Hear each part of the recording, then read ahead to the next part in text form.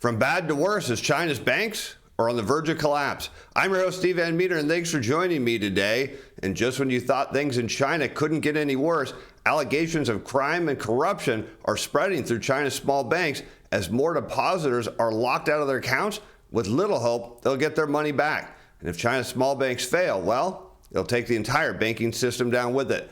Let's head over to CNBC, where we headline that small banks in China are running into trouble as savers could lose everything.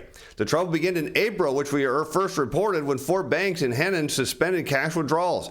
In China, local banks are only permitted to obtain deposits from their home customer base, but authorities say that third-party platforms were used to acquire funds from depositors outside the region. In the case in this example, this hometown is over 700 miles away, and yet they're getting money. The national banking regulator has accused a major shareholder of the 4 banks of illegally attracting money from savers. Henan New Fortune Group, a shareholder in the 4 village banks, has illegally absorbed the public's fund through internal and external collusion through the use of third-party platforms and fund brokers, according to China Banking and Insurance Regulatory Commission. Runs on small Chinese banks have become more frequent in recent years, and some have even been accused of financial improprieties or corruption.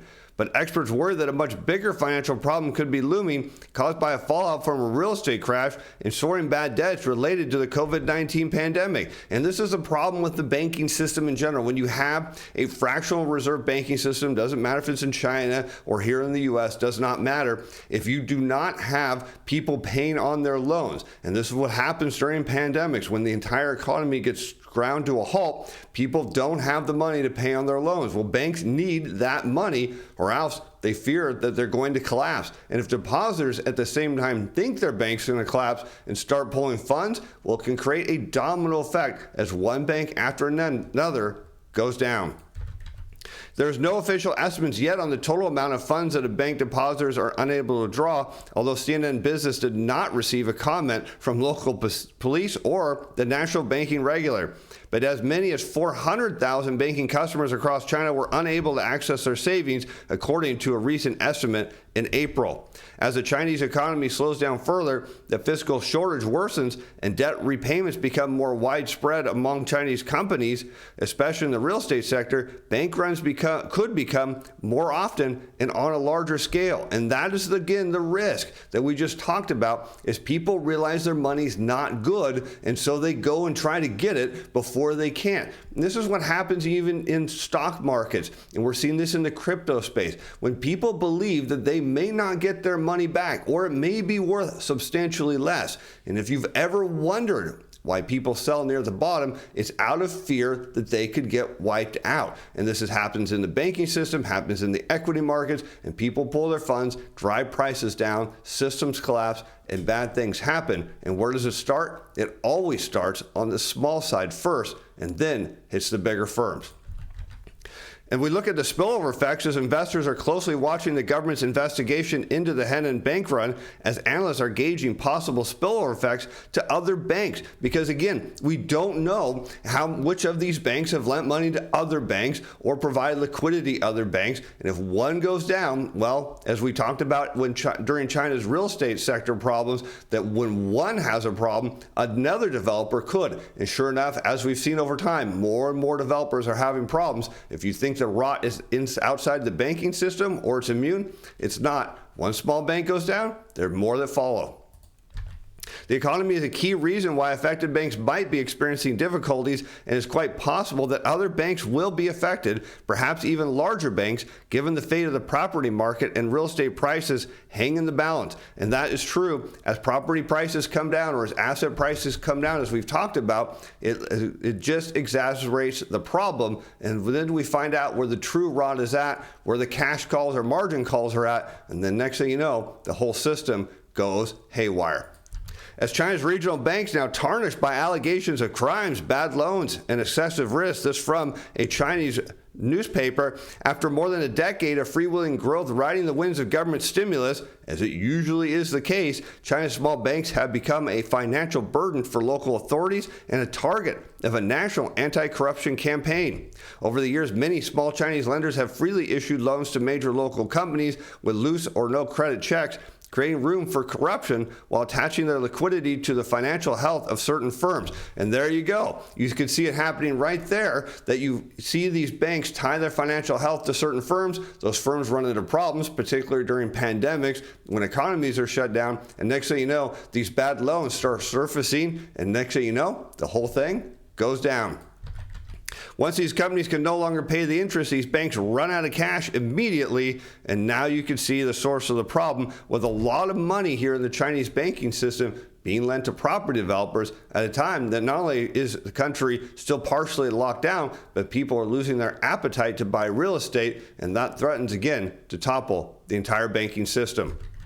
And the non-performing loan ratio, which measures the rate at which bank loans are not repaid in Liang's financial sector, was 5.11% in 2020. According to recent official figures, the overall ratio for commercial banks in China was a mere 1.91% in the same year. Now, if you're concerned at all what a collapse in the China's banking system could mean to the global financial system and your portfolio, well, you shouldn't be. Be sure to check out the one portfolio that Jeff Snyder moved firms because he said aligns with his long-term view. Put a link to Portfolio Shield up here in the corner. We'll have this next fact sheets out for August here pretty soon. I'll put a link in the corner in the description below. Be sure to check it out in a few days when we get those updated. Let's continue on because the story gets worse as in China. More and more people want to save money as they fear that their bank may not be around much longer as job worries grow. And rather than spend or invest, 58.3% of survey respondents said they preferred to save money. That's a jump from 54.7% in the first quarter, which already marked the highest on record, for which the data goes back to 2002. If you're wondering why people suddenly want to save, well, it's lack of confidence in the economy, as by several measures, a PBOC survey pointed to falling income expectations. Now think of it. What would cause you to think your income's going down? Well, if you're retired, it's because your investments are going down. If you're working, it's not because your boss is going to come in and to give you a pay cut. It's because they're going to give you a pink slip. And that happens, of course, when economies are locked down. And then on top of that, you see the global economy cooling, which he talked about this week in the show, looking at the U.S. data. The study's index for job outlook fell to 44.5%, the lowest since the first quarter of 2009's 42.4 print. If you can imagine, that was during the great financial crisis. However, consumers' inclinations to invest fell by 3.7 percentage points to 17.9% in the second quarter, with stocks the least attractive asset. And this happens too, and people wonder, why is it more money coming into the market? Why aren't we getting a big bear market rally? Because when there is stress on people's financial budgets, they stop investing or they significantly reduce their investing. And if enough people do, well, there aren't enough buyers to support asset prices and stocks continue to come down. And then we move on because it looks like there's some hope as Wall Street Journal headlines that China's economy shows signs of recovery. But is it real as COVID lockdown threat remains? An official data released by the National Bureau of Statistics on Wednesday showed an uptick in factory production and a smaller decline in retail sales in the world's second largest economy last month. Industrial production edged up 0.7% in May from a year earlier, reversing an almost 3% contraction in April as a sign that factories had resumed operations if COVID-19 curbs eased. Retail sales, a gauge of consumer spending on goods and dining out, declined a whopping 6.7% in May, according to data, but an improvement from April's 11.1% slump. Both indicators have cratered in April after Chinese officials shut factories and restricted millions of residents to their homes to stamp out outbreaks of the highly transmittable Omicron variant. But will it last? Is that really the truth? Well, China's economy didn't bounce back in the second quarter, according to a China Age Book survey.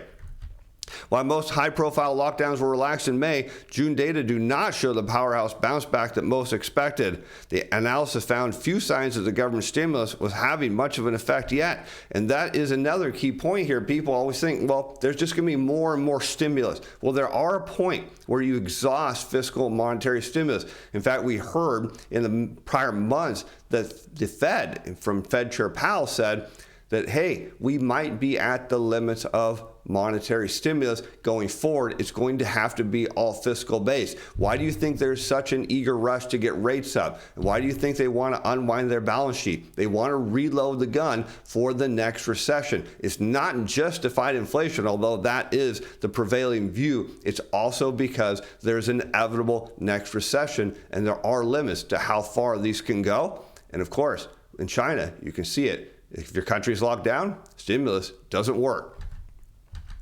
Between the first and second quarters, hiring declined across all manufacturing sectors except food and beverage processing and transportation. Construction companies aren't telling you they're getting new projects. They said they're telling you they've slowed investment and their new projects have actually slowed, which doesn't point to a big rebound in the China's economy. And inventories are surging as orders drop as unsold goods piled up, except in autos. Orders for domestic consumption and overseas export mostly fell in the second quarter from the first. Orders for textile and chemical processing were among the hardest hit, and that is key. You see there in that report that orders for domestic consumption, that's them, and overseas export, think of U.S., actually fell in the second quarter. And when you think about the global economy, you want to see expanding orders. You want to see exports and imports continue to expand. It tells you your economy is expanding. You're consuming more. When they start to contract, well, it tells you the global economy is indeed slowing. And of course, as you can expect, as we wrap up today's show, China will vow more pro-growth policies as banks are urged to step up. But as you can see, things in the China's banking system are bad and looking to get worse, particularly at a time where the U.S. is slowing down. And if the U.S. slows down and heads into a recession, well, China's banks may not be able to pull out of this even with government stimulus. And if they can't, well, it threatens to topple China's entire banking system, and that will flow through the rest of the world at the worst possible time. I'm your host, Steven Van Metre. Thanks for watching. Thanks for being fans. Bye now.